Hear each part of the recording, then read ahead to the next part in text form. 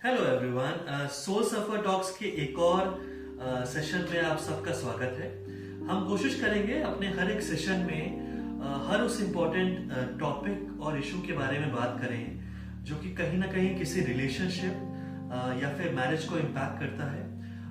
आज का जो हमारा टॉपिक है वो है कम्युनिकेशन गैप। आपने कई बार दो पार्टनर्स को या फिर वन ऑफ द पार्टनर को या फिर हस्बैंड वाइफ को ऐसा बोलते हुए सुना होगा कि उनके बीच में कम्युनिकेशन गैप आ गया है। सो यहाँ पे दो सवाल उठते हैं। पहला ये कि ये कम्युनिकेशन गैप क्या होता है, और दूसरा ये अगर हुआ है तो दो लोगों के बीच में जो कि पहले शायद प्यार में थे, रिलेशनशिप में थे, मोहब्बत में थे, ऐसा गैप आया क्यों? सो कभी भी इसका कोई एक रीजन नहीं होता है। सीरीज ऑफ इवेंट्स रिस्पॉन्सिबल होते हैं ऐसे किसी कम्युनिकेशन गैप के आ जाने का। मान लीजिए एक पार्टनर का ऐसा बिलीव करना कि उनका जो पार्टनर है, हस्बैंड है या फिर वाइफ है, वो उनका स्टैंड नहीं लेते, या फिर वन ऑफ द पार्टनर का ऐसा बिलीव करना कि उनके जो पार्टनर है वो उनकी बात कभी अच्छे से नहीं सुनते, या फिर एक ऐसी फीलिंग दिल में कि उनका जो पार्टनर है वो पब्लिकली कभी दूसरों के सामने, यहाँ पे दूसरे फैमिली मेंबर्स भी हो सकते हैं, दोस्त हो सकते हैं, नेबर्स हो सकते हैं, दूसरों के सामने उनका कभी रिस्पेक्ट नहीं करता है, उनको कभी वैल्यू नहीं देता है। या फिर जो सबसे खराब होता है कि अपने पार्टनर को और उनके बिहेवियर को किसी और के साथ कंपेयर करना, किसी और के मैनरिज्म्स के साथ कंपेयर करना,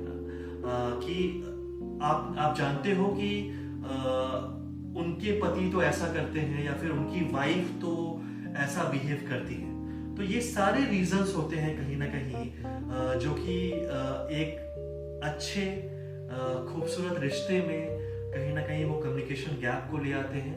एंड आप हमेशा नोटिस करेंगे कि जब भी किसी रिश्ते की शुरुआत होती है या रिलेशनशिप की शुरुआत होती है या फिर शादी के जो इनिशियल 1-2 साल होते हैं, 3 साल होते हैं, उस टाइम पे लार्जली ऐसे कम्युनिकेशन गैप नहीं आता है। उसका शायद रीजन ये होता है कि हम दोनों एक दूसरे को अपना बेस्ट सेल्फ दिखाना चाहते हैं। कहीं ना कहीं हम उस पार्टनर को पाना चाहते हैं, कहीं ना कहीं हम उस पार्टनर को अपनी जिंदगी में लाना चाहते हैं। तो कहीं ना कहीं वो एक गोल ओरिएंटेड टास्क होता है उस पार्टनर की प्रेजेंस हमारे लिए। लेकिन जैसे ही हम साथ में रहना शुरू करते हैं, एक घर में, एक छत के नीचे, तब हमें उस पार्टनर की, अपने पार्टनर की कमियां भी नजर आती है।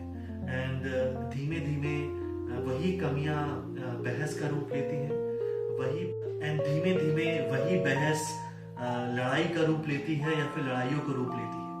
एंड कहीं ना कहीं यहाँ से उस कम्युनिकेशन गैप की शुरुआत होती है किसी भी रिलेशनशिप में, किसी भी रिश्ते में, किसी भी शादी में। सो जब भी आपको ऐसा ऑब्जर्व हो, आप कोशिश करिएगा, खुद से एक सवाल कीजिए कि क्या आप अभी भी अपने पार्टनर का बेस्ट सेल्फ एक्सपेक्ट कर रहे हैं, या फिर आप एक दोस्त की तरह उन कमियों को एक्सेप्ट करके, रिस्पेक्ट करके, उन सारी कमियों पे काम करने को तैयार हैं, एंड अभी भी आप एक खुशहाल लाइफ की तरफ टुगेदर साथ में बढ़ सकते हैं, एक दोस्त की तरह। शायद वो इंटायरली वो फेज वापस ना आए जो कि रिलेशनशिप की शुरुआत में था या फिर शादी की शुरुआत में था, लेकिन शायद उस आपसी समझ से, उस रिस्पेक्ट से,